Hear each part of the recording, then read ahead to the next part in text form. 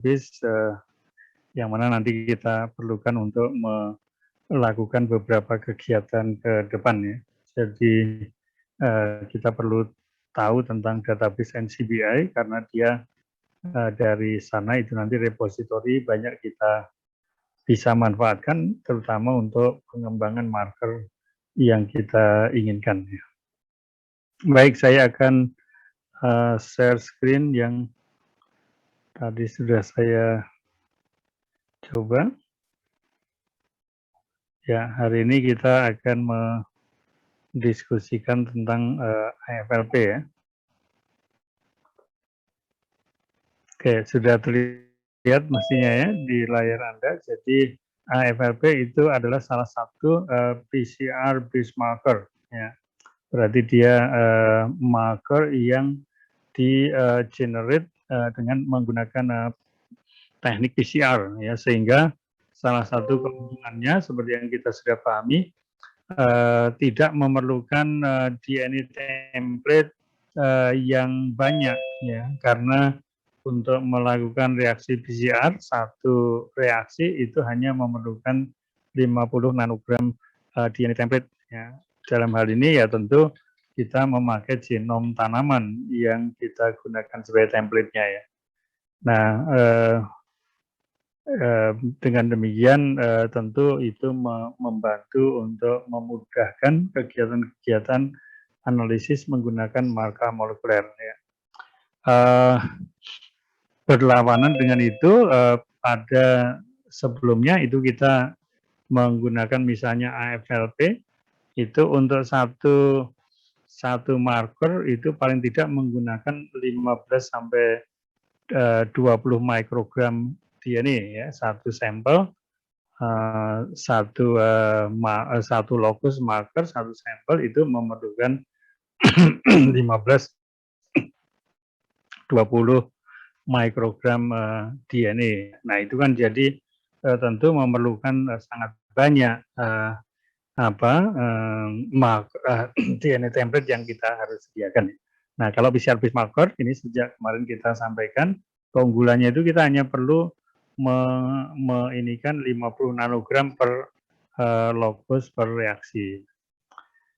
Nah kemudian juga yang membedakan antara AFLP dengan ISSR atau RABD marker ya, yang mana ketiganya merupakan marker yang dominan ya. Jadi AFLP itu sama dengan RABD, sama dengan ISSR ya. Dalam artian sama-sama merupakan marker yang dominan ya, sama-sama merupakan marker yang dominan. Tetapi dalam proses menghasilkan markernya itu berbeda ya. Kalau RABD marker atau ISSR marker itu menggunakan primer yang satu yang berfungsi sekaligus sebagai forward dan reverse primer, maka demikian juga untuk ISSR primer forward dan primer reverse-nya itu sama ya. Lain dengan RABD atau ISSR, maka AFLP ini menggunakan marker spesifik, menggunakan primer spesifik maksud saya. Jadi primernya bukan random sequence, bukan repeat sequence, tetapi primer spesifik yang dikembangkan oleh penyedia teknologi ini.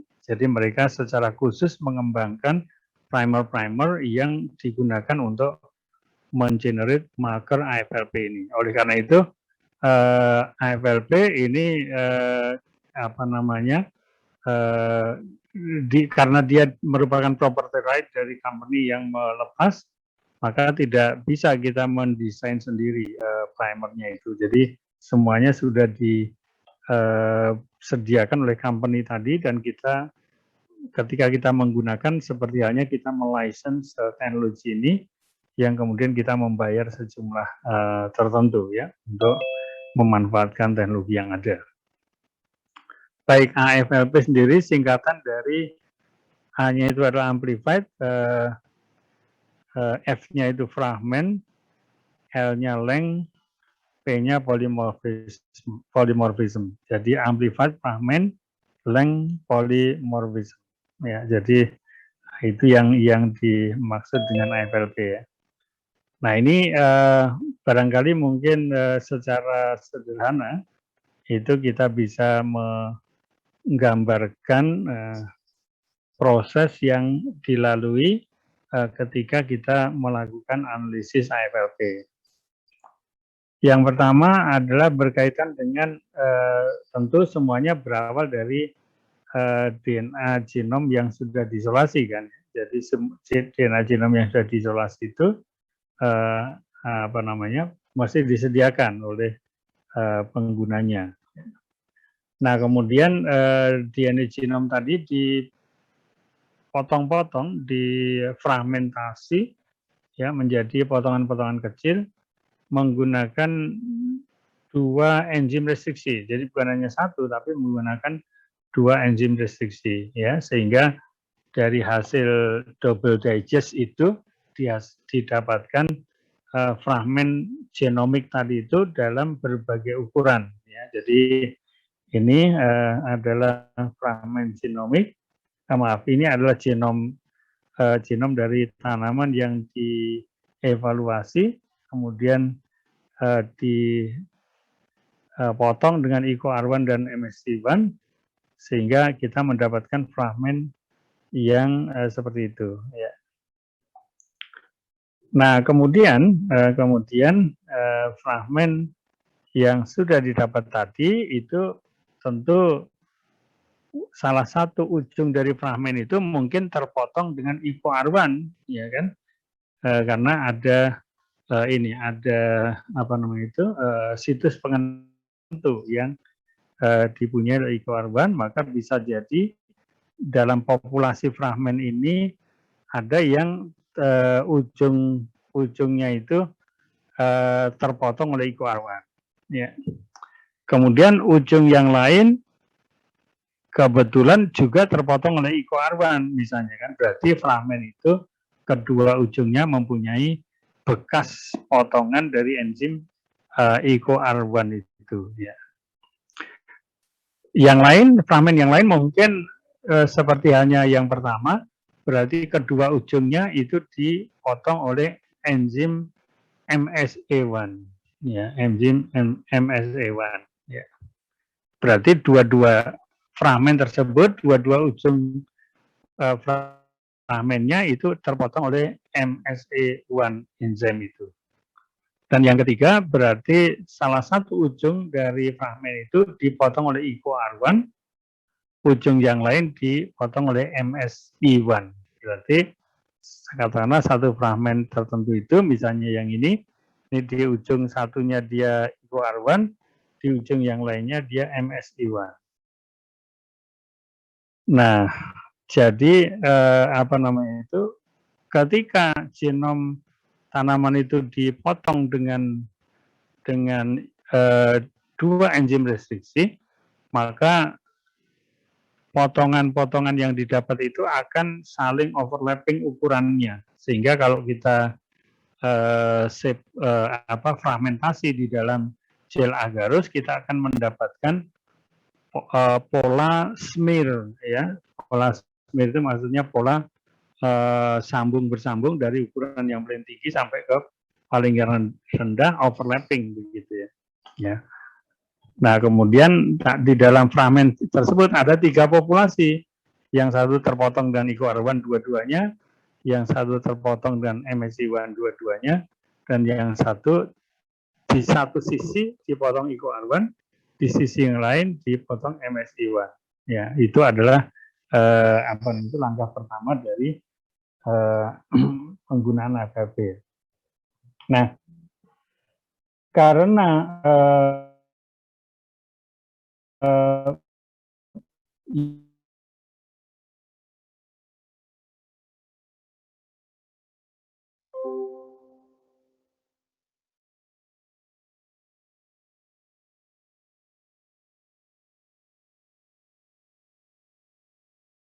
yang ada di ujung-ujungnya hanya bekas potongan saja yang sudah dipotong sesuai dengan ketentuan tadi itu di mereka membuat adaptor namanya. Adaptor itu adalah satu rangkaian nukleosid tertentu, ya, double strand, yang kemudian yang tahu mereka sendiri, mereka yang membuat itu, ya, kemudian di ujung yang lain itu ada bekas potongan IcoR1 atau bekas potongan MSI1. Jadi ada, kalau nanti ketemu fragmen DNA dengan bekas potongan MSI1, dia akan bisa nyambung. Kalau yang IcoR1 berarti ketemu dengan fragmen DNA yang ujungnya itu adalah IcoR1, maka dia akan nyambung di situ.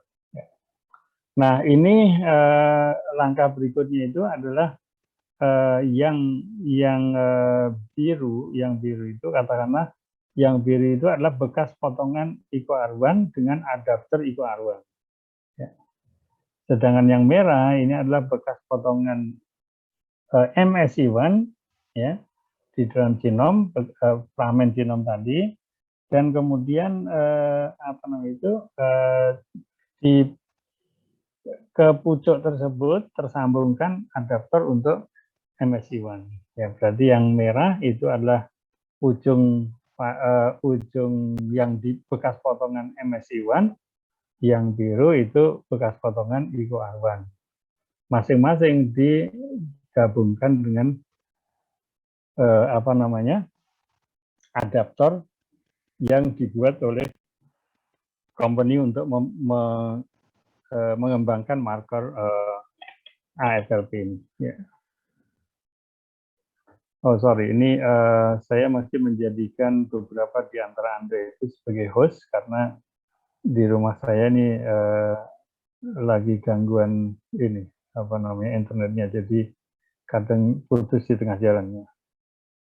Oke, jadi saya pilih aja secara acak dari atas ya, Mas Aditya Nugroho itu saya jadikan co-host. Kemudian Muhammad Royan saya co-hostkan juga. Aditya tadi itu Aditya Nugraha juga sekalian saya co-hostkan ya. Oh sudah. Kemudian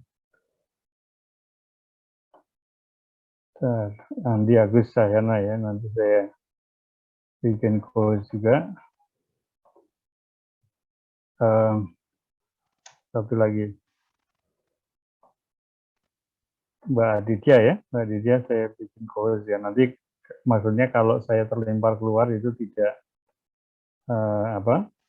linknya tidak bubar gitu. Jadi masih ada co-host di sana, nanti saya tinggal masuk lagi. Baik, mungkin Bu Dewi Zerma juga bisa ya. Oke, baik. Ya, saya lanjutkan.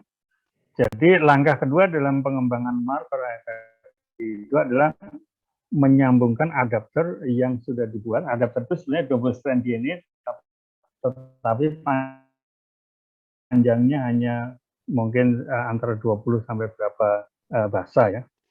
Yang mana salah satu ujungnya itu adalah bekas potongan dari IcoR1 sebagai enzim restriksi yang dipakai, dan MSI1 sebagai enzim restriksi yang lain. Ya. Jadi nanti mesti dicek ya, Anda mesti mengecek recognition site IcoR1 itu seperti apa. Ya. Kemudian MSI1 itu seperti apa. Biasanya yang salah satu enzim ini adalah frequent cutter. Jadi MSI1 itu adalah frequent cutter, artinya dia recognition site-nya itu hanya 4 basa saja. Ya. Kemudian yang satu lagi adalah frequent cutter. Ya. Berarti yang ini, yang IcoR1 itu memerlukan 6 basa untuk recognition site-nya itu. Baik, nah mengapa dua adaptor itu digabungkan di dalam fragmen DNA yang sudah dipotong dengan enzim tertentu tadi? Ya, maksudnya itu adalah nanti sambungan dari adaptor itu akan bisa dipakai untuk menjadi primer.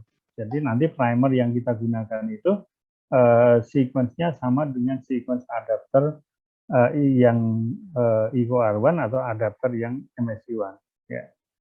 Makanya perlu dipotong dulu dengan engine itu dan kemudian digabungkan dengan adapter tadi, sehingga ujung-ujungnya itu pasti membawa adaptor itu, sehingga kalau nanti diamplifikasi dengan primer yang sequence-nya sama dengan adapter, itu akan memungkinkan dilakukan. Oke, itu yang prinsip yang kedua dari AFLP ya. Yang pertama tadi fragmentasi dengan dua enzim, frequent cutter sama rare cutter ya. Yang kedua, menyambungkan fragmen-fragmen bekas potongan dengan adapter tertentu yang mana adapter itu akan digunakan sebagai sebagai PCR ya. Jadi nanti PCR dalam hal ini PCR-nya itu akan dilakukan dengan menggunakan primer yang sequence-nya sama dengan adapter tadi. Oke, tahap ketiga itu ada yang disebut sebagai preamplifikasi. Ya, preamplifikasi berarti kita ingin kalau yang tadinya itu potongan dari genom itu tentu jumlah molekul yang didapat itu mungkin tidak volumenya konsentrasinya tidak banyak ya. Walaupun totalnya itu banyak, tetapi individu fragmen itu mungkin bisa sangat sedikit tersedianya di dalam larutan itu, di dalam larutan templatenya. Maka untuk meningkatkan kemungkinan suksesnya, maka dilakukanlah preamplifikasi. Ya, preamplifikasi berarti nanti akan menggunakan primer yang sama dengan sequence biru itu. Ya, kemudian yang satunya akan sequence yang sama dengan merah. Ini sesuai dengan fragmen yang tertinggal di ujung-ujungnya saja. Kalau yang satu IcoR1 ya berarti dua-duanya akan merah. Misalnya. Kalau MSI1 artinya satu fragmen di ujung yang satu dipotong dengan MSI1, di ujung yang lain juga dipotong dengan MSI1. Maka fragmennya itu akan mempunyai adapter sama ya, IcoR1 atau MSI1. Tapi bagi yang kita inginkan itu justru yang antara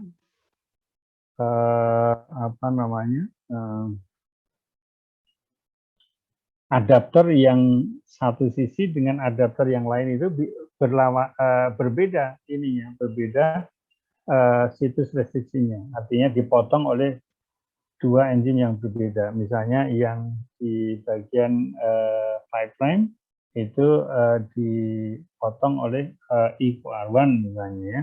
Kemudian di bagian yang merah itu dipotong dengan MSI1. Ya, berarti itu bisa salah satu begitu. Atau yang lain ya, nanti tergantung pada pada masing-masing fragmen itu. Baik, setelah diamplifikasi maka terjadilah peningkatan molekul-molekul tertentu sesuai dengan yang ada di gambar total fragmen itu. Nah, dari preamplifikasi ya itu kemudian dilakukan amplifikasi yang selektif. Ya, berarti yang dimaksud dengan amplifikasi selektif ini adalah primer sequence yang sama dengan sequence dari adapter ditambah dua nukleotida minimal, 2 atau 3 nukleotida yang sudah ditentukan oleh usernya. Ya. Nah itu baru nanti kemudian dilakukan PCR menggunakan itu. Ya.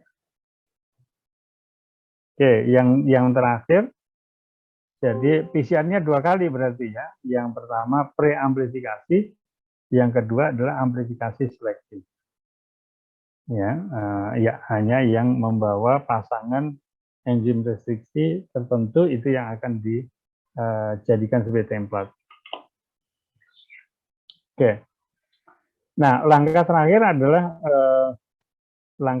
adalah deteksi fragmen hasil PCR dengan denaturing SDS phase. Jadi nanti fragmen-fragmen yang teramplifikasi itu akan di elektroforesis ya, dan kemudian dibaca hasil elektroforesisnya. Ini yang di bawah ini adalah sebetulnya gambar dari analisis AFLP, tetapi istilahnya itu ya lupa ini. Oke, baik. Jadi kita pisah-pisahkan berdasarkan ukuran, kemudian kita akan melihat setiap pita itu adalah satu lokus. Ya. Setiap pita ini adalah satu lokus. Kemudian alelnya ya kita lihat ke samping kanan, apakah ada perbedaan-perbedaan yang muncul atau tidak. Dalam hal ini pita muncul yang kemarin sama dengan ISSR dan SSR itu, berarti dia akan kita beri skor 1. Alel tidak muncul, berarti dia kita beri skor 0 atau 0. Ya. Nah ini di bagian gambarnya adalah contoh dari hasil analisis AFLP yang kemudian di dalam pewarnaannya itu menggunakan arang aktif. Jadi arang aktif digunakan untuk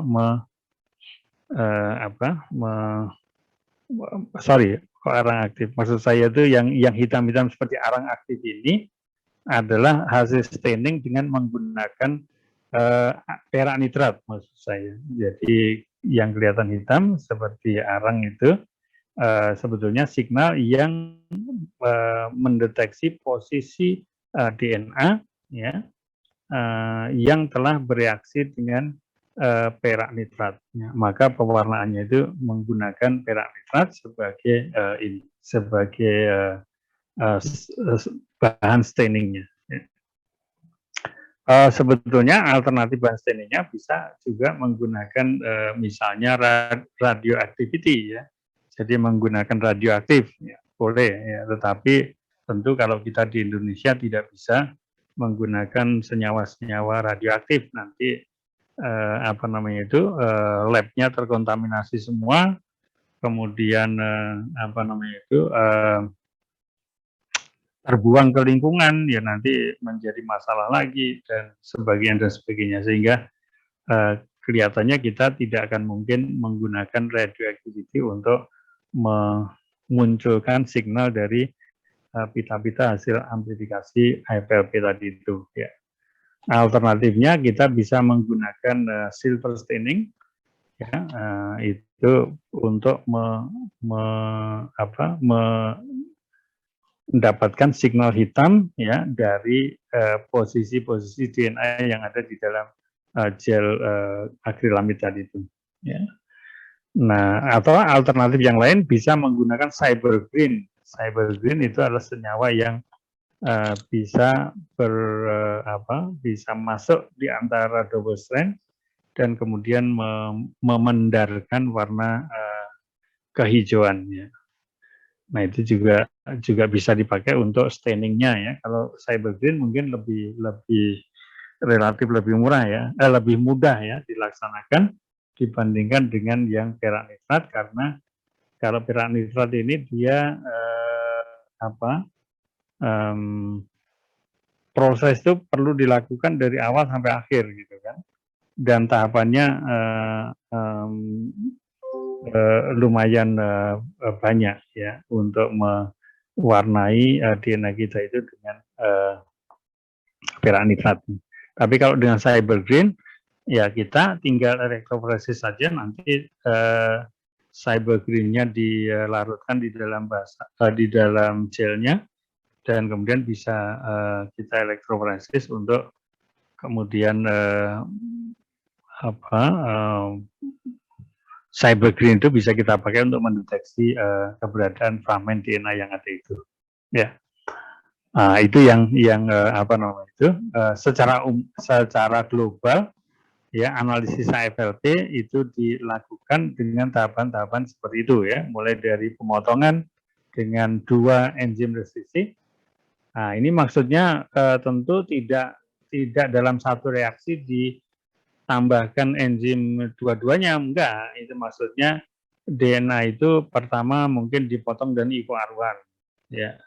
Baru setelah selesai complete digest baru kemudian dipotong dengan MSA1. Ya, jadi secara sekuensial melakukan reaksi apa namanya itu pemotongan oleh enzim restriksinya itu. Ya. Yang kedua tadi saya sampaikan disambung dengan adapter. Yang ketiga dilakukan preamplifikasi. Ya. Yang ketiga adalah amplifikasi selektif. Ya. Baru setelah amplifikasi selektif ini kita akan mendapatkan marker AFLP. Nah, yang perlu diperhatikan juga adalah bahwa marker AFLP ini bersifat dominan. Ya, berarti alel yang ada di dalam setiap lokus itu hanya terdiri atas ada pita atau tidak ada pita. Ya. Jadi hanya alelnya untuk setiap lokus itu alelnya hanya ada 2 kemungkinan, ada pita berarti plus, tidak ada pita berarti min. Ya. Oke, kemudian yang berikutnya amplifikasi selektif ini biasanya primernya misalnya 20 basa, kemudian ditambah 2 basa spesifik di ujung 5' nya itu. Jadi nanti 2 basa inilah yang akan 2 basa tambahan itulah yang akan membuat primer itu menjadi spesifik. Terakhir nanti setelah amplifikasi selektif itu kita lakukan deteksi fragmen hasil PCR-nya dengan yang bisa kita lakukan di Indonesia itu adalah dengan menggunakan SDS ya, SDS poliakrilamid apa namanya itu poliakrilamid gel electrophoresis ya. SDS itu poliakrilamid gel electrophoresis. Baik, kita lanjutkan. Nah, tadi kalau kita melihat di dalam genom, nah ini ada ini situs restriksinya 6 basa GAA TTC ya. Nah, itu adalah situs restriksinya ya. Kemudian yang MSI1 itu TTAA ya, TTAA. Itu adalah situs restriksi. Jadi kalau ada nukleotida di dalam genom dengan urut-urutan seperti ini, TTAA, maka itu akan dipotong oleh enzim restriksi MSI1. Ya.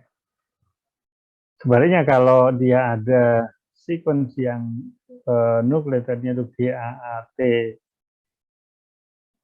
GAATTC ya, itu maka itu akan dipotong oleh IcoR1 ya. Nah, jadi sesuai dengan yang kemarin nukleotida dengan apa namanya dengan urutan maksud saya bagian genom dengan urutan GAATTC seperti yang ada di rekognisi pemotongan dari IcoR1 tadi itu tentu akan ada secara tersebar di dalam genom itu. Misalnya apa namanya ini yang di sebelah sini ini adalah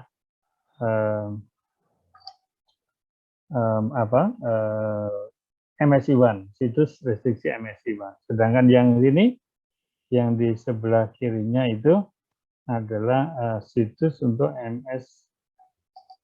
situs apa namanya itu untuk IcoR1-nya ya.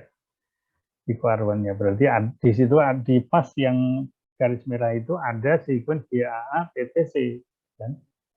GAA-TTC. Kemudian yang di sebelah bawah paling kiri ini juga ada apa namanya itu yang belum ini Jadi itu juga Iko Arwan juga. Jadi setiap garis yang ada tulisan E ini adalah situs pemotongan Iko Arwan. Tentu ini akan ditemukan di seluruh di seluruh bagian dari genom tadi, ya, sehingga kita bisa ketemu dengan E beberapa kali, M beberapa kali di dalam satu kromosom misalnya. Oke, nah ini yang kemudian akan dipotong double digest, berarti kalau misalnya yang ini, yang sebelah kiri itu ada E, berarti dia dipotong sana, potong sini. Nah, kemudian ada juga dari E ke M yang ini, ya, jadi potong situ masih linear dengan apa? Masih linear ininya, genomnya. Jadi ini fragmen yang ujungnya Iko Arwan, satu ujung yang lain Iko Arwan. Kemudian fragmen berikutnya ini ujung satunya Iko Arwan, ujung yang lain MS Iwan. Karena kan ini terpotong di sini oleh Iko Arwan, terpotong di situ oleh apa namanya MS Iwan. Nah, kemudian fragmen yang ketiga ini justru dimulai dengan MS Iwan, kemudian berakhir dengan Iko Arwan. Ya. Dan seterusnya sampai ke yang lain-lain. Ya. Jadi itulah yang tadi saya maksudkan ketika kita memotong DNA genom dengan enzim restriksi, itu maka nanti ukuran dari ini akan bervariasi itu ya. Bervariasi. Jadi ini mungkin ini bisa 1 KB, ini bisa 1,2, ini bisa berapa gitu kan, semuanya nanti akan tercatat sebagai fragmen-fragmen yang hasil enzim restriksi 2 kali tadi. Baik.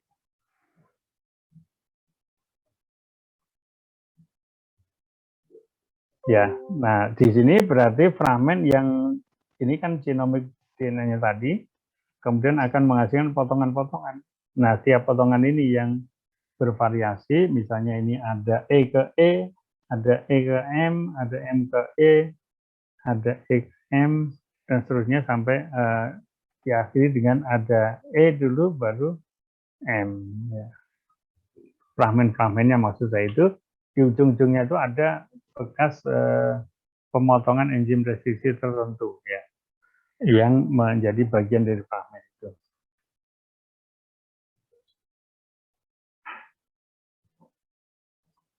Ya, oke.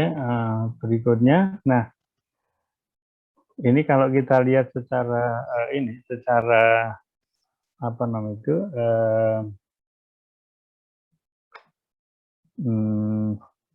diagramatis maksud saya.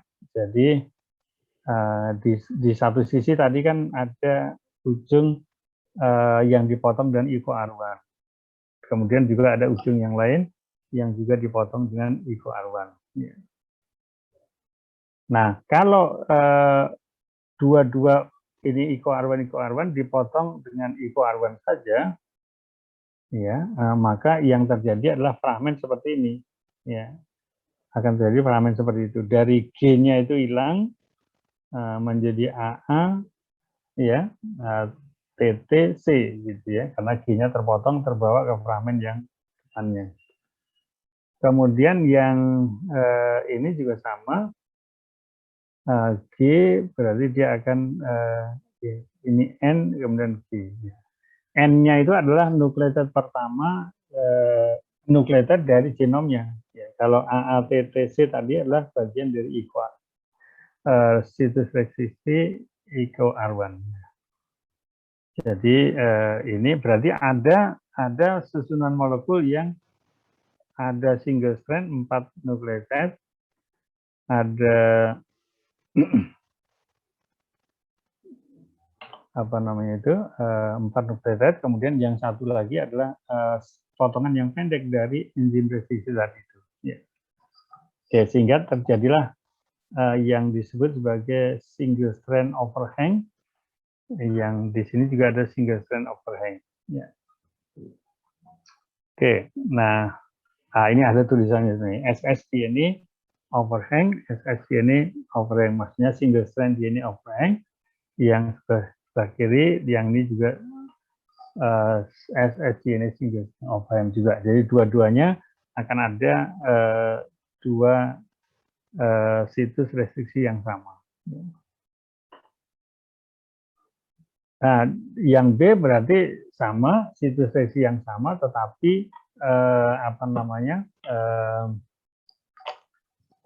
oleh enzim MSA. Jadi dia dipotong oleh enzim MSA. Ya, kalau tadi kan dua-duanya dipotong oleh IcoR1 ya.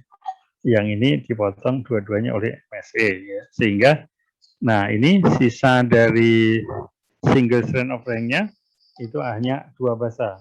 Karena memang untuk yang MSA ini dia hanya memerlukan pengenalan dari 4 nukleotide. Makanya karena dia hanya memerlukan 4 nukleotide dikenali, maka dia akan sering memotong sehingga kelompok enzim seperti MSA1 ini kita sebut sebagai frequent cutter, frequent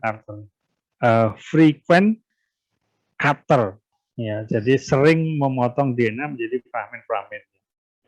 Sedangkan yang IcoR1 tadi itu apa namanya itu terdiri dari 6 kan ininya, bahasanya 6, jadi dia lebih jarang memotong fragmen DNA dibandingkan dengan MSC1. Ya.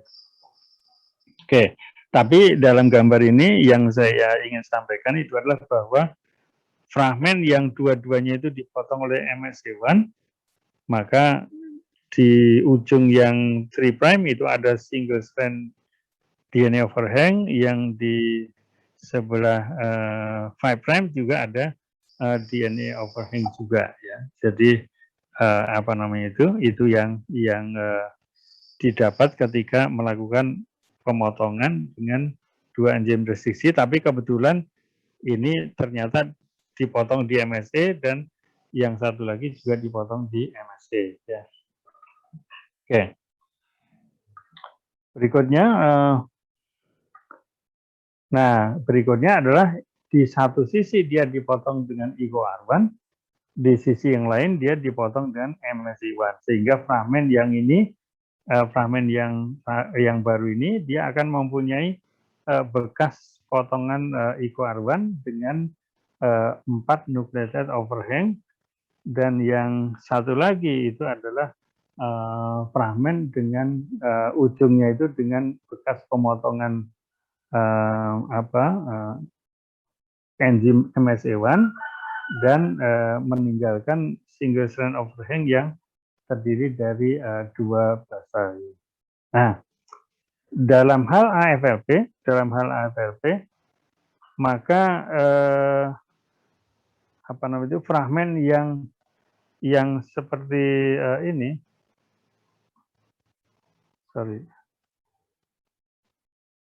fragmen yang hanya dipotong oleh satu enzim saja, misalnya IcoR1, itu nanti tidak akan bisa ditindaklanjuti lebih jauh ya. Jadi berarti dia fragmen yang dua-duanya IcoR1 itu bukan fragmen yang kita cari atau yang bisa kita pakai untuk mengembangkan AFLP marker. Demikian juga yang dua ujungnya itu dipotong MSA1 ya, MSA1 itu juga tidak bisa atau bukan yang kita gunakan untuk melakukan amplifikasi marker AFLP tadi itu. Kemudian yang ketiga tadi, yang kelompok ketiga itu adalah yang kelompok yang dipotong oleh apa namanya itu MSC1 di satu sisi dengan IcoR1 di sisi yang lain.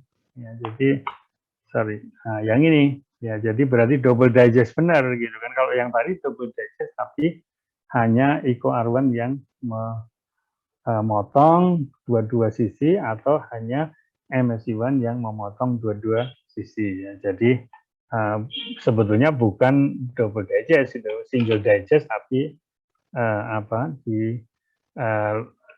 walaupun kita melakukan double digest, tapi sebetulnya hanya dapat single digest saja. Nah, jadi fragmen yang C ini yang sebetulnya nanti akan kita jadikan sebagai marker AFLP. Ya, yaitu yang di satu ujung dia dipotong dengan IOR1, yang di ujung yang lain dia dipotong dengan MSC1. Sehingga menghasilkan fragmen seperti yang terlihat di gambar C di bagian bawah itu. Ya. Nah, kemudian masing-masing fragmen itu ditambahkan adapter ke dalamnya. Ditambahkan adapter. Nah, kalau tadi bekas potongannya itu adalah bekas potongan MSE1, ya MSE1, maka yang akan bisa nempel di situ, yang akan bisa berinteraksi dengan ujung yang bekas potongan MSE1 itu, ya tentu hanya adapter MSE1. Ya, ini yang berwarna hijau, kotak berwarna hijau itu adalah tambahan double strand yang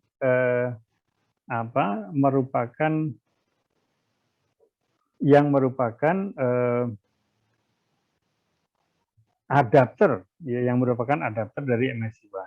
Ya, berarti karena fragmennya tadi itu dua-duanya dipotong oleh MSC1, berarti di satu sisi akan dapat tambahan adapter MSC1, di sisi yang lain juga akan mendapatkan adapter MSC1. Ini yang tadi saya katakan, ini nanti nggak akan bisa diamplifikasi dengan menggunakan primer spesifik yang kita inginkan. Ya. Berikutnya juga sama, ya, yang dua-duanya dipotong oleh IOR1 seperti itu, dia akan bereaksi dengan adapter IOR1 karena dia bekas potongan IOR1, dia akan menggabungkan di satu fragmen, di satu sisi dia menambahkan atau bergabung IOR1 adapter ke bekas potongan IOR1 tadi. Demikian juga di ujung yang lain itu IOR1 adapter akan gabung dengan IOR1 bekas potongan IOR1 tadi. Nah, ini juga sama, karena dua-duanya dipotong dengan IOR1, maka tidak bisa tidak bisa diamplifikasi dengan primer spesifik yang nanti digunakan.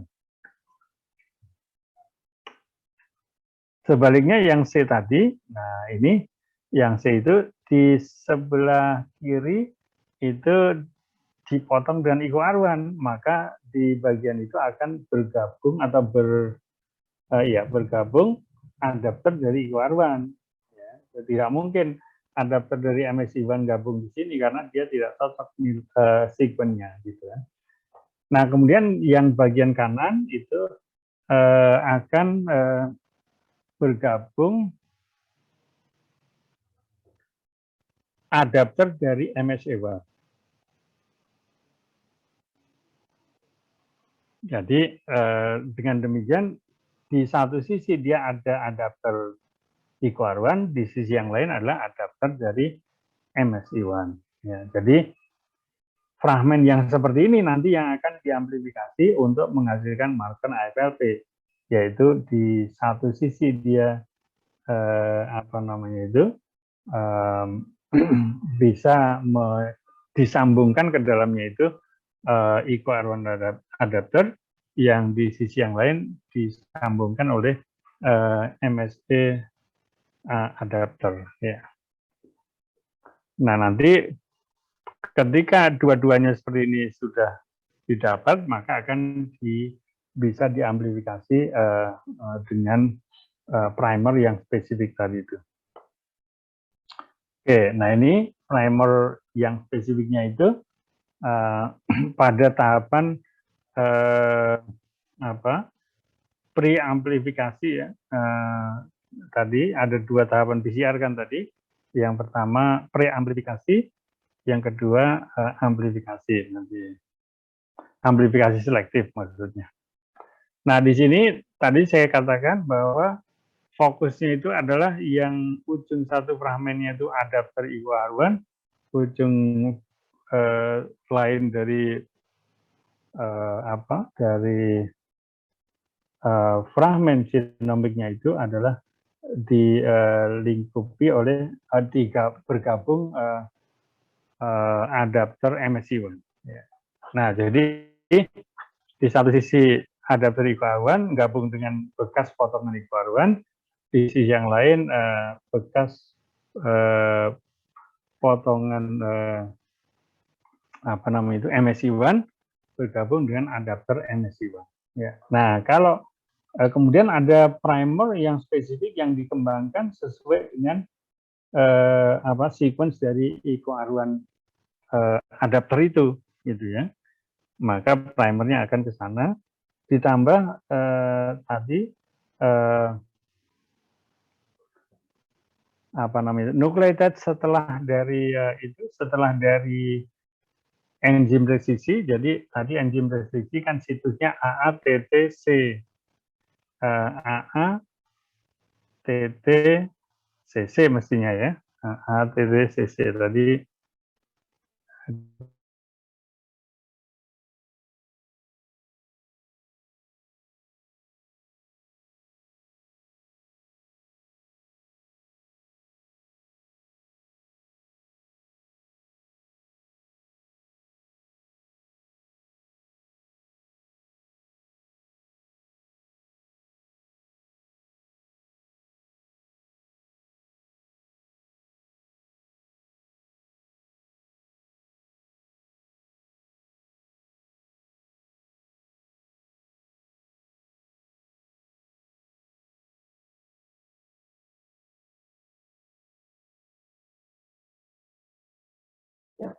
Halo Prof, suaranya hilang atau bagaimana? Sepertinya Prof Dar, please ya. Iya, Terlempar. Prof Dar terlempar. Kita tunggu aja dulu ya. Iya. Recording in progress. Sudah gabung lagi.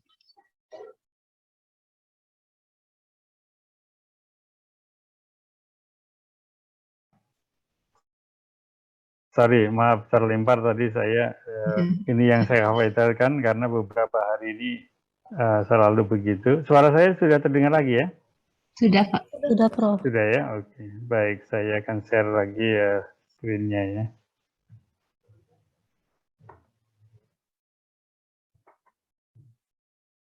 Sudah muncul lagi screen saya? Pak. Sudah muncul Pak. Oke. Baik, ya. Nah, jadi tadi ini yang forward primernya adalah IQR1 adapter, ya. Reverse primernya adalah MSC1 adapter. Ya. Nah, ini nanti kalau kita PCR seperti ini, dia akan menghasilkan fragmen sesuai dengan yang kita inginkan. Ya. Sedangkan yang lainnya, kalau dia hanya IQR1 dengan IQR1, dia nggak akan menghasilkan amplified product, atau MSC1 juga tidak akan menghasilkan amplified product. Sehingga kalau kita lihat ini yang tanda V itu maksudnya PCR product akan didapatkan. Sebaliknya kalau di saat sorry sebentar. Oke, jadi ini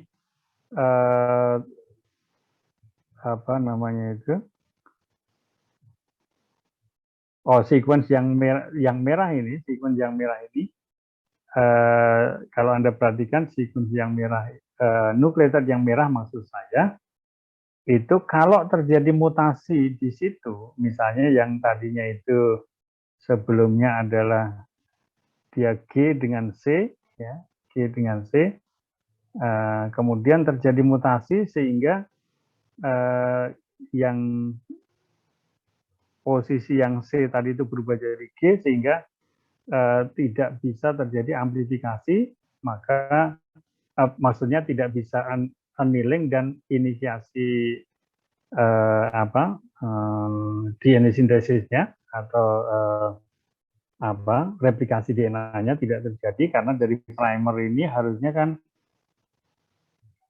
dari primer ini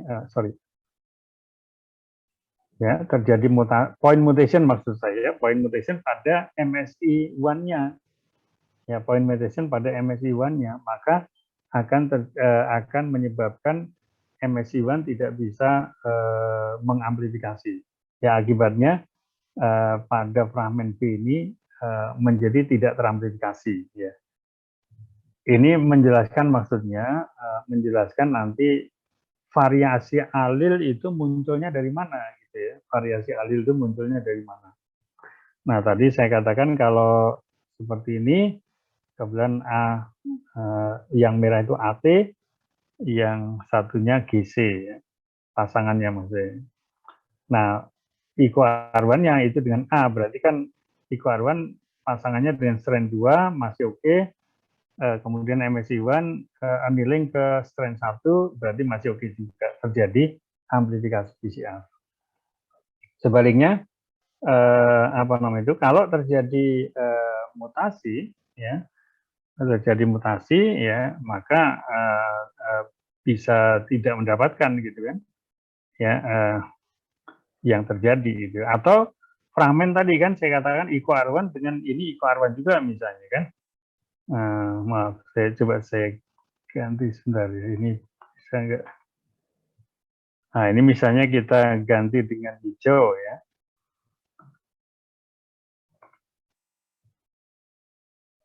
Nah, misalnya seperti itu.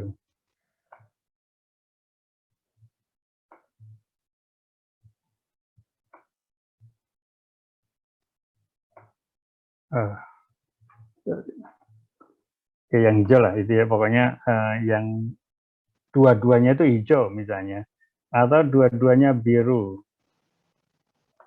Nah, ini juga bisa. Nah, seperti itu. Maka tidak akan terjadi amplifikasi juga, gitu kan? Ya, karena masalah tersebut ya. Jadi apa? Di satu sisi tadi yang bisa teramplifikasi itu hanya yang dua-duanya, maksud saya fragmen dari potongan DNA itu akan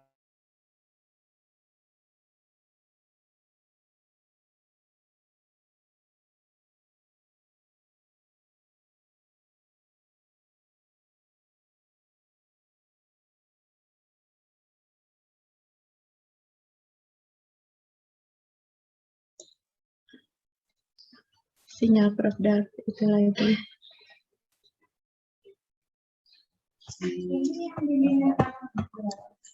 Hilang lagi ya Bu Dewi ya. Iya, mungkin karena mendung ya, Bogor. Iya betul. Sinyalnya kurang bagus.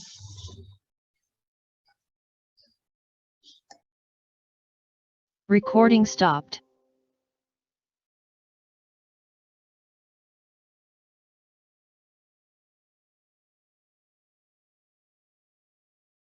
Recording in progress.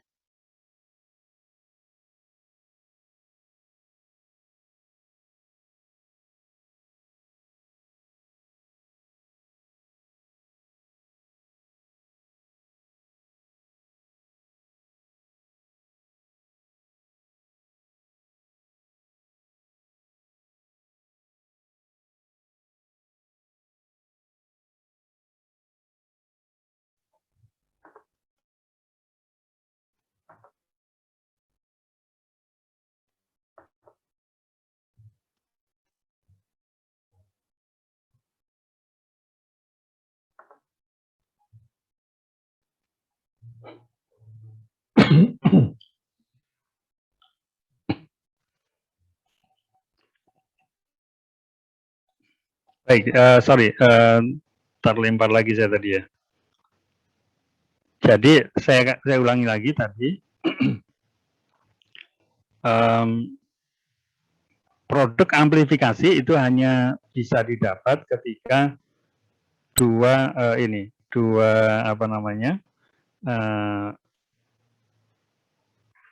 di satu sisi dipotong oleh IQ-R1, di sisi lain dipotong oleh MSI1.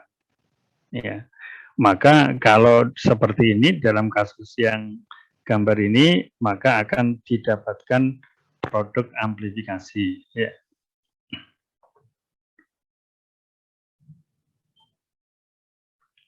Sebaliknya, kalau dua-duanya itu berwarna hijau, artinya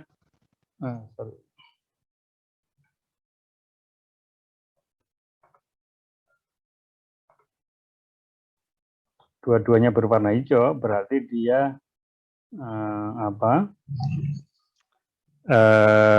dua-duanya dipotong oleh Iko R1. Maka tidak akan bisa teramplifikasi karena kita menggunakan marker yang spesifik, primer yang spesifik Iko R1. Di sisi yang lain, reverse-nya adalah primer yang spesifik MSC1. Jadi kalau fragmennya itu dipotong oleh Iko R1 di satu sisi dan Iko R1 di sisi yang lain, maka primer MSC1 ini tidak bisa menempel di situ, jadi tidak akan didapatkan amplified product. Sebaliknya juga kalau Iko R1 yang dua-duanya Iko R1, jadi ini Iko R1, di ujung satu Iko R1, maka sama, dia tidak akan bisa menghasilkan MSC1, dua-duanya MSC1, maka Iko R1 primer tidak tempel di MSC1, akibatnya tidak didapatkan amplified product. Kemungkinan yang lain adalah dua adapternya itu Iko R1 dengan MSC1, berarti sudah betul sebetulnya. Tetapi kalau dilihat dari ujung dari Iko R1 ini adalah A, kan? Artinya adalah A.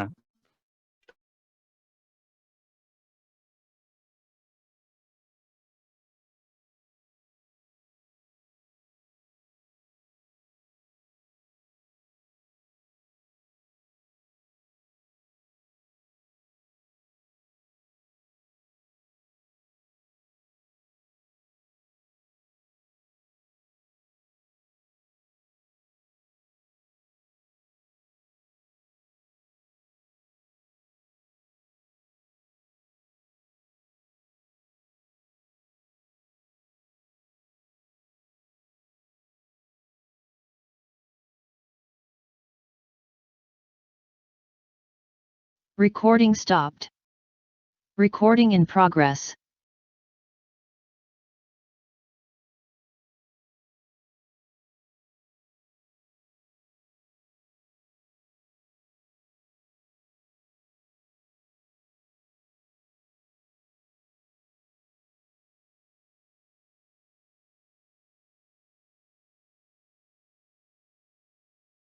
Jadi walaupun sudah ada ternyata satu MSC1, tapi kalau terjadi mutasi pada yang tadi apa namanya itu koneksi pada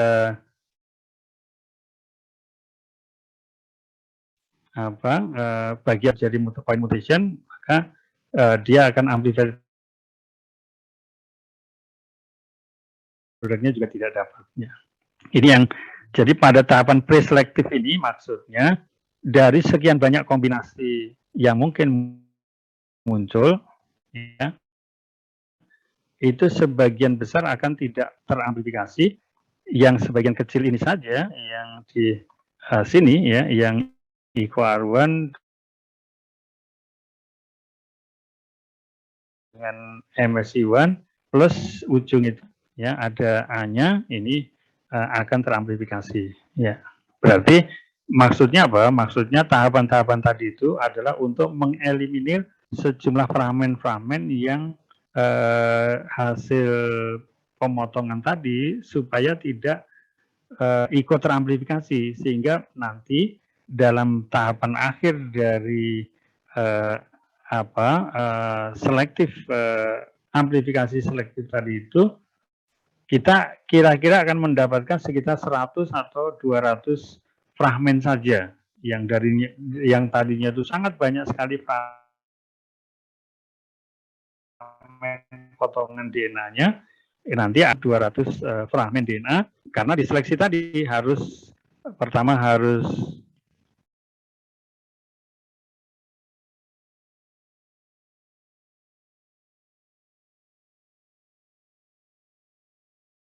ujung adapter ujungnya ini equal 1 dan sesuai, ya. Kalau tidak sesuai berarti dia akan tidak teramplifikasi dan seterusnya, ya.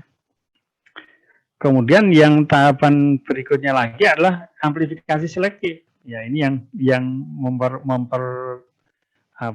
memperbesar lagi kemungkinan sebagian besar itu tidak akan teramplifikasi karena apa? Karena di sini kita menambahkan 2 nukleotida tambahan yang AC ini.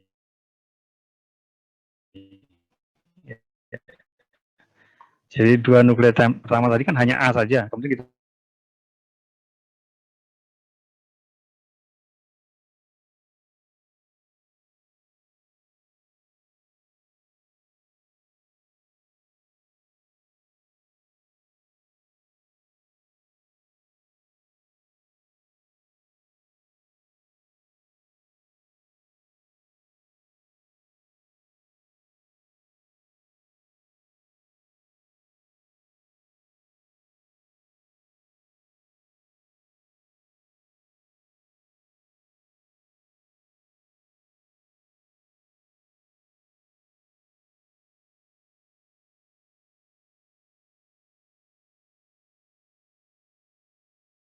Recording stopped.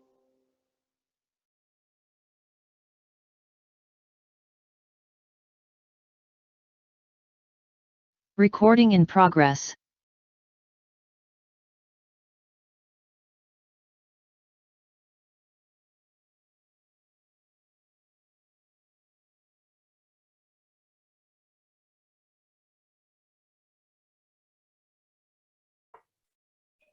jadi secara bertahap tadi kita gunakan seleksi untuk menganulir supaya sebagian besar dari fragmen DNA itu tidak teramplifikasi dan hasilnya nanti saya katakan tadi yang bisa teramplifikasi itu hanya misalnya 100 sampai 200 fragmen saja, ya. Sehingga nanti bisa dipisahkan elektroforesi. Nah, jadi ini tadi yang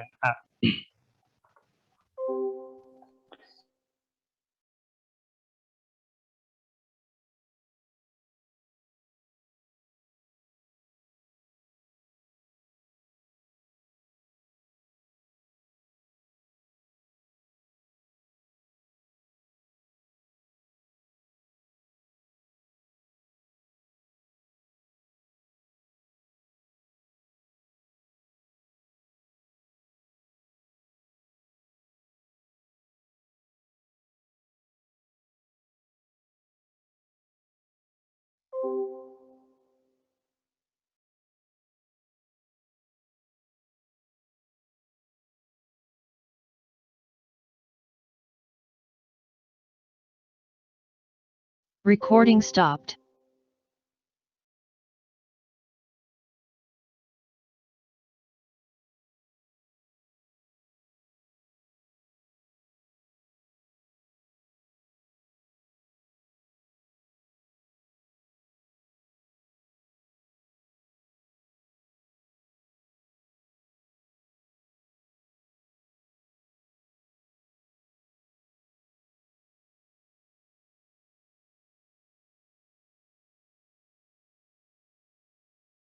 Recording in progress.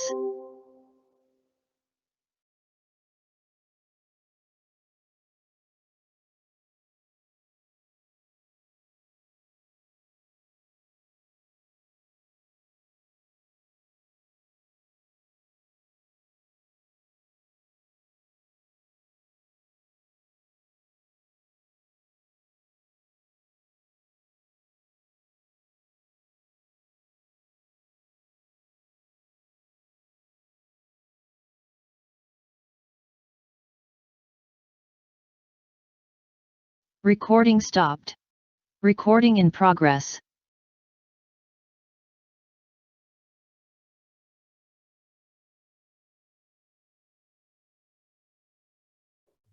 ya maaf jaringan di lokasi saya kurang bagus, ini putus-putus terus. Moga-moga sudah terlihat kembali ya.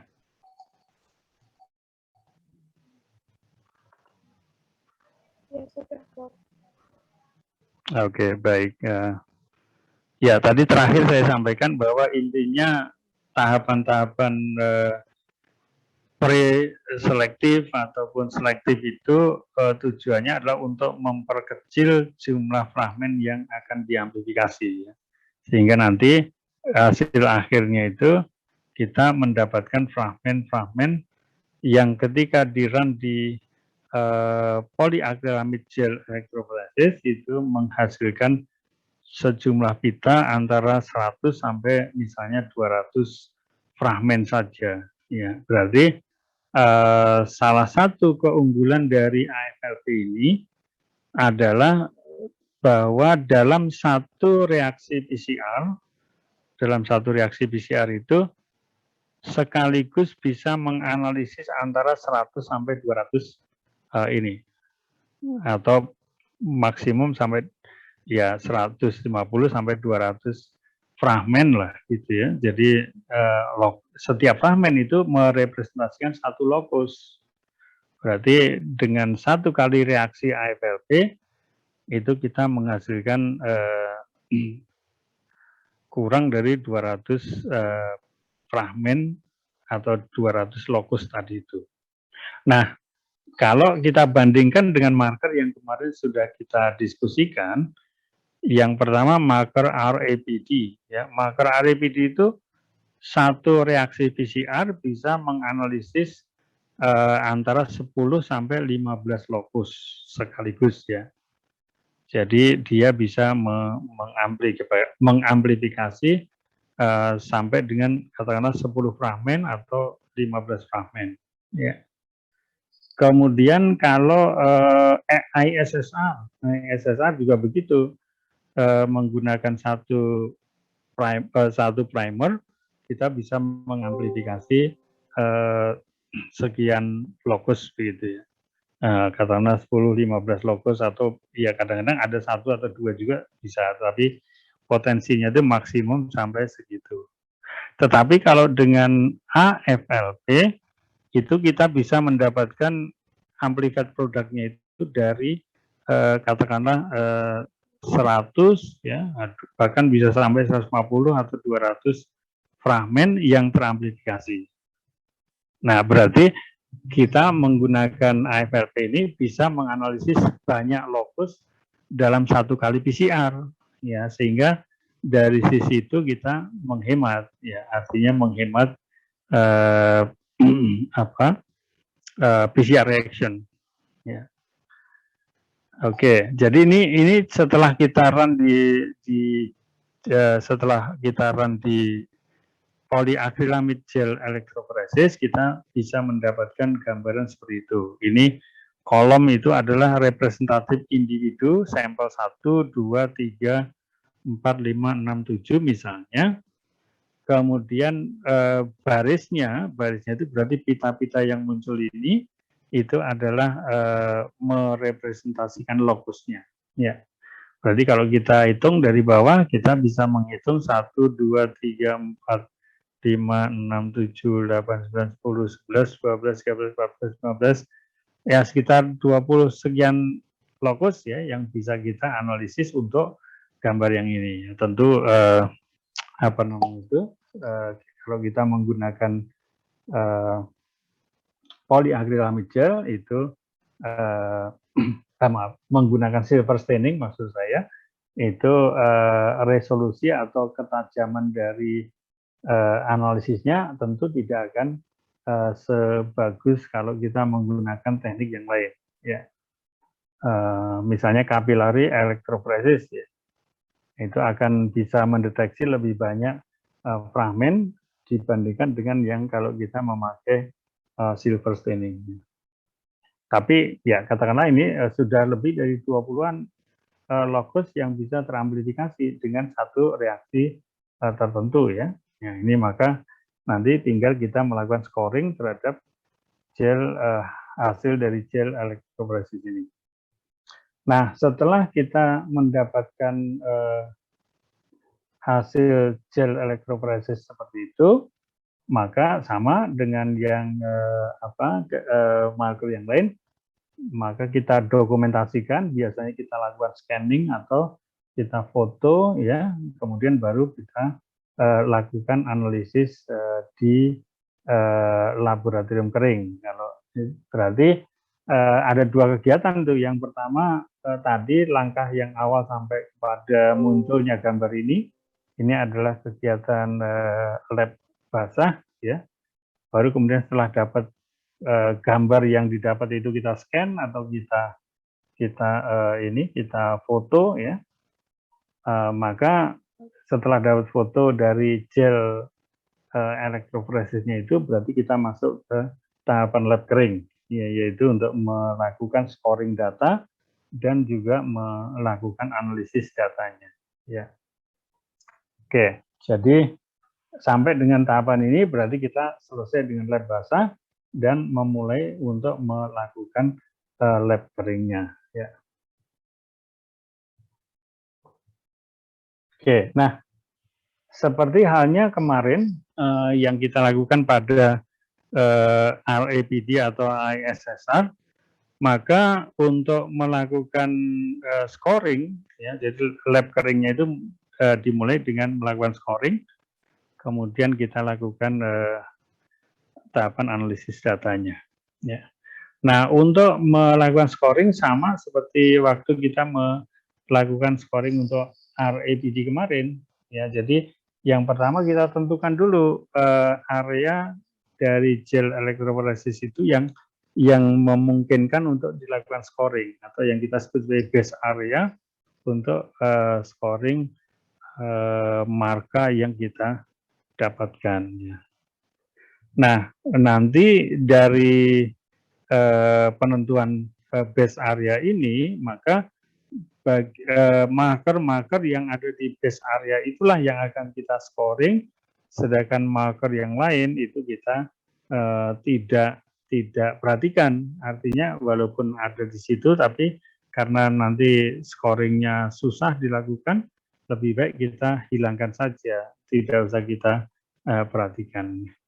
Nah, contohnya ini yang di atas ini adalah area yang sulit untuk kita skor karena di situ mulai kelihatan smear dan terlalu rapat pita yang dihasilkan itu. Maka kita drop dari pengamatan. Yang di bawah ini kita bisa dengan jelas membedakan satu dengan yang lain pitanya, ya, sehingga itu merupakan pita yang scorable, yang bisa di scoring, ya.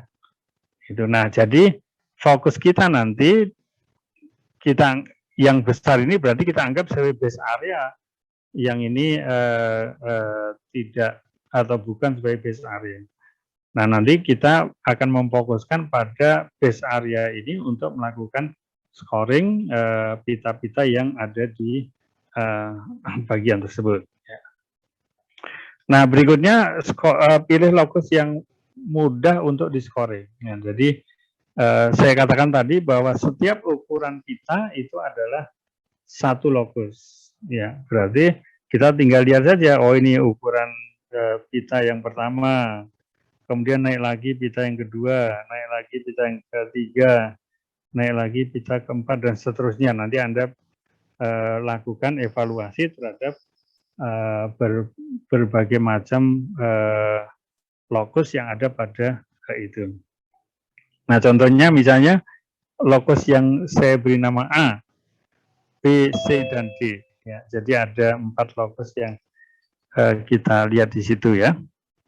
Nah, baru setelah kita menentukan lokusnya, sudah kita inikan lokusnya masing-masing yang akan kita skor, maka kita melakukan scoring terhadap individu pada lokus tersebut, ya. Kita skor individu pada lokus tersebut. Jadi di sini misalnya kita tandain lokus A, B, C, D. Nah, kita skornya di sini lokus A, B, C, D, ya. Jadi kalau dilihat dari lokus A itu individu 1, 2 itu positif, individu 3 negatif, 4, 5 positif, 6 negatif, 7 positif. Ya, berarti scoringnya adalah ini plus plus min plus plus min plus, gitu kan? Sesuai dengan nomor individu berarti di kolom dan locus adalah di baris, ya. Di barisnya. Ya, jadi ini berarti plus plus karena ini ada pita, kemudian min tidak ada pita, kemudian plus plus lagi ada pita 2, min ya, yang ininya min, kemudian yang terakhir plus lagi. Ya. Jadi seperti yang di locus A ini 1 sampai 7 ya, scoringnya demikian. Yang locus B, ya, yang locus B semuanya positif, ya, berarti semuanya positif. Yang locus C itu berarti 2 dan 5 yang negatif. Locus C 2 negatif, 5 negatif. Berarti yang lainnya positif. Ya, kemudian locus D itu yang negatif hanya yang sampel 1, yang lainnya positif. Ya, seperti itu. Nanti mesti diselesaikan sampai pita yang terakhir yang kita tidak bisa lagi scoring, ya. Nah, di sini kita sudah bisa melihat bahwa pada locus B ini ternyata dia sifatnya monomorfik. Ya, sifatnya monomorfik karena apa? Karena semua individu yang nomor 1 sampai 7 itu membawa marker positif semua, ya kan? Sebaliknya yang locus A, locus C itu dianggap polimorfik, ya, karena beberapa individu ada yang positif, beberapa individu yang lain ada yang negatif. Berarti dia polimorfik. Ya. Demikian juga untuk yang locus C itu juga polimorfik, locus D juga polimorfik. Yang monomorfik hanya yang locus B saja. Ya. Nah, jadi ini yang kita lakukan di lab kering. Yang B menentukan yang A ini memilih area yang paling baik untuk diskor, yang B memilih locus yang diskoring, dan yang C ini mentabulasikan hasil scoringnya, ya.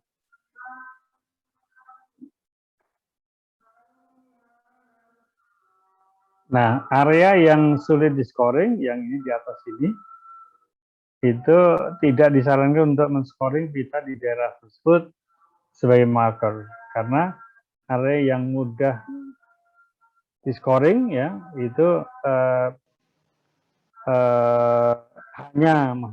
hanya pita-pita dari area yang mudah di-scoring itu yang kita jadikan sebagai marker. Ya. Kalau yang sulit mengevaluasinya itu tidak kita jadikan marker. Jadi walaupun ada di sana, ya biar saja, kita nggak usah menjadikan dia sebagai marker. Karena apa? Khawatirnya tidak reproducible, ya kan? Tidak reproducible, dan kemudian juga membuat data yang kita hasilkan nanti menjadi sampah semua, gitu. Kalau kita tidak konsisten, tidak reproducible, itu berarti akan membuat seluruh datanya menjadi data garbage, data sampah, nggak bisa dimanfaatkan untuk itu. Jadi saya ulangi, area yang sulit untuk scoring tidak disarankan untuk melakukan scoring pita DNA di situ. Sedangkan area yang mudah untuk scoring kita sarankan untuk digunakan sebagai tempat melakukan scoring untuk marka yang diinginkan. Dan ingat tadi saya katakan bahwa satu baris itu satu locus. Ya. Tidak bisa across baris gitu, ya. Jadi baris pertama dengan baris kedua, baris ketiga nggak bisa begitu. Jadi baris pertama semuanya baris pertama, Kalau dia ada pita positif, kalau tidak ada pita negatif. Baris kedua juga begitu, semuanya sama di skornya. Oke, sedikit lagi untuk yang Oke, jadi tadi saya katakan ini detailnya maksud saya ya. Ini ada ABC tadi itu, ya kita pilih bagian dari lokus yang kita akan skor, ya, sehingga nanti dapat skornya adalah seperti itu, lokus ABCD. Kemudian scoringnya individu 1 sampai 7 plus plus min plus plus min plus. Yang lokus B semuanya plus, yang lokus C itu ada 2 skor negatif, ada 5 skor positif ya. Kemudian yang D yang skor negatif hanya yang tanaman aksesi nomor 1 saja ya. Nah, hasil scoring tadi itu bisa kita konversi menjadi genotype ya. Jadi bisa kita konversi menjadi genotype. Dalam hal ini kemarin kita sudah, karena ini marker yang dominan, kita sudah menyepakati bahwa kalau dia itu skornya negatif, berarti dia genotype-nya itu min-min. Ya. Kalau dia skornya negatif, genotype-nya min-min. Tapi kalau dia skornya positif, itu bisa jadi plus min, ya. Jadi plus min itu kalau dia muncul pita itu genotype-nya bisa plus min, bisa juga plus plus gitu maksud saya. Jadi hasil amplifikasi yang positif itu bisa terjadi pada individu dengan genotype plus min atau individu dengan genotype plus plus. Dua-duanya akan menghasilkan pita yang positif. Maka di sini yang genotype jelas itu adalah yang aksesi nomor 3 lokus A, itu pasti karena di sini dia min, maka genotype-nya min gitu kan. Kemudian aksesi nomor 6 dari lokus A, yaitu juga dia min genotype-nya. Kemudian aksesi nomor 5 dengan marker C itu juga jelas genotype-nya pasti min. Kemudian kalau yang D artinya marker D itu ternyata yang genotype-nya jelas itu hanya yang nomor 1 saja. Ya, berarti dia genotype-nya min ya. Nah, selain yang saya sebutkan tadi, maka kita nggak bisa menebak hanya dengan melihat scoring ini. Karena scoring plus itu bisa berasal dari plus homozigot, bisa jadi plus min heterozigot. Ya. Nah, itu dua-duanya akan menghasilkan produk amplifikasi yang positif. Oleh karena itu, simbol genotype-nya itu bisa C, ya bisa B, ya bisa C, bisa B, atau bisa yang satunya itu D kalau nggak salah ya. Jadi bisa diberi simbol C atau D. Nah, kalau dia diberi simbol C itu misalnya ini ya, ini kan min kan, min itu kan. Nah, kalau dia skornya positif, genotype-nya itu bukan min gitu kan. Genotype-nya bukan min. Bukan min itu ya bisa plus itu A atau plus min itu H gitu kan. Jadi ini konsensus penamaan dari simbol genotype-nya. Ya, nanti berarti ini kan mulai dari hasil scoring kita terjemahkan ke dalam genotype-nya kemudian kita berikan assignment sesuai dengan ketentuan yang berlaku pada software untuk analisisnya. Ya. Nah ini biasanya nanti kalau seperti ini kan larinya tuh ke mapmaker ya atau mapqdl dan sebagainya itu. Yang dimasukkan adalah hasil scoring simbol genotype-nya, bukan scoring muncul tidaknya pita dan juga bukan dan hanya dibatasi pada dan tidak hanya dibatasi pada yang min saja. Tapi juga ada yang plus atau plus min diberi simbol C atau D, C atau B atau C. Sorry, C atau D, maaf ya. C atau D karena B ini adalah P2, kalau yang A itu adalah P1.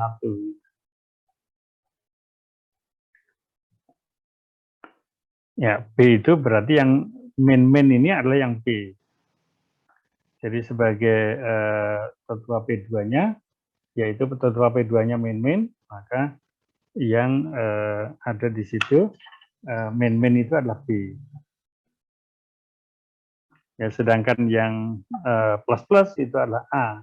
Tapi dalam hal ini A tidak ada karena A dan H itu merupakan dua kelas yang scoringnya sama.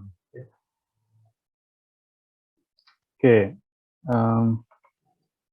Nah, jadi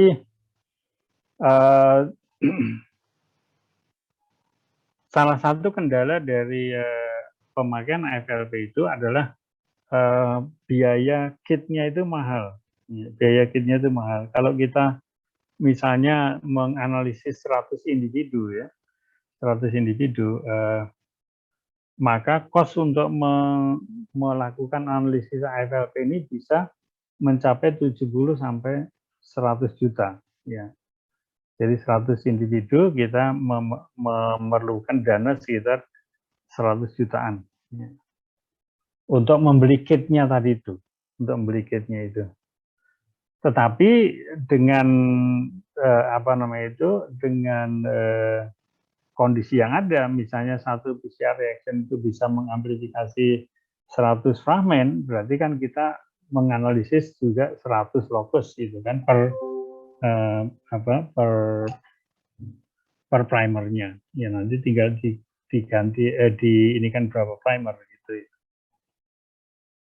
Oke, ini adalah yang dulu mensuplai kit untuk AFLP ya. Jadi mereka menyediakan kebutuhan bahan kimia yang diperlukan untuk melakukan analisis AFLP. Ini di Life Technology. Kemudian ada juga di Invitogreen yang Invitrogeen yang juga menyediakan kit untuk melakukan analisis yang diperlukan. Ya.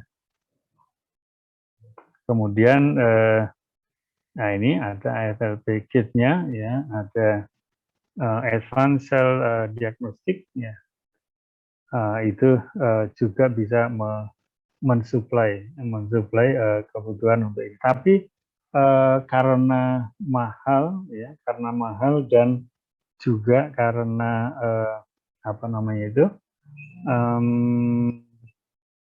mahal dan tadi sifat markernya itu yang dominan, akhirnya si AFLP ini sudah mulai ditinggalkan, ya, atau sudah mulai banyak ditinggalkan, tidak lagi digunakan. Di samping itu, alasan yang ketiga adalah semakin advance teknik biologi molekuler yang kemudian membuat marker-marker yang sifatnya dominan itu menjadi obsolet, ya, sehingga kita ke depan itu mesti menggunakan atau memanfaatkan marker kodominan untuk bisa melakukan kegiatan penelitian yang terkait dengan marker. Ya. Jadi AFLP kembali hilang dari peredaran karena beberapa permasalahan yang tadi itu. Ya memang kita mesti membayar segitu karena memang teknologi ini tadi kan saya katakan dilicensekan gitu ya. Jadi kita mesti sebagai harga itu kita mesti membayar bahan kimianya, tapi juga membayar license untuk menggunakan marker AFLP ini. Ya, itu saya rasa yang perlu saya sampaikan untuk untuk pengantar kuliahnya. Nanti kita akan melakukan sesi praktikum. Ya, jadi nanti hari ini kita tidak akan menggunakan atau jangan merunning software, tapi kita akan menjelajah ke NCBI. Jadi database NCBI untuk mengetahui apa sih yang bisa kita manfaatkan dengan menggunakan situs yang di-maintain oleh US government ya. Yaitu yang disebut sebagai NCBI. Ya, nanti kita akan tunjukkan ke Anda bahwa banyak sekali informasi yang bisa kita ambil dari NCBI database tadi, dan juga sekaligus nanti kita kalau memang memungkinkan kita lakukan simulasi-simulasi ataupun juga kegiatan yang memanfaatkan informasi di dalam di dalam NCBI tadi ya, untuk tujuannya mendukung pengembangan primer ya, pengembangan marker yang kita lakukan, dan juga untuk mendukung pemulihan tanaman yang kita ingin bangun dengan menggunakan marker molekuler. Baik, sementara mungkin gitu kita break dulu karena sudah sholat asar. Jadi kita akan break dari 15 di komputer saya 15.05. Kemudian kita akan kembali lagi 15.35 ya untuk memulai kegiatan praktikumnya ya. Nah, nanti ini saya usahakan untuk direcord ya, jadi nanti Anda bisa mempelajari kembali secara perlahan, baik yang praktikum maupun yang kuliahnya ya. Oke, jadi kita sementara break dulu sholat asar, dan kita gabung lagi jam 15.35 untuk melanjutkan dengan kegiatan praktikumnya. Ya, makasih. Sebentar begitu. Silakan yang akan sholat asar bisa sholat dulu. Ya.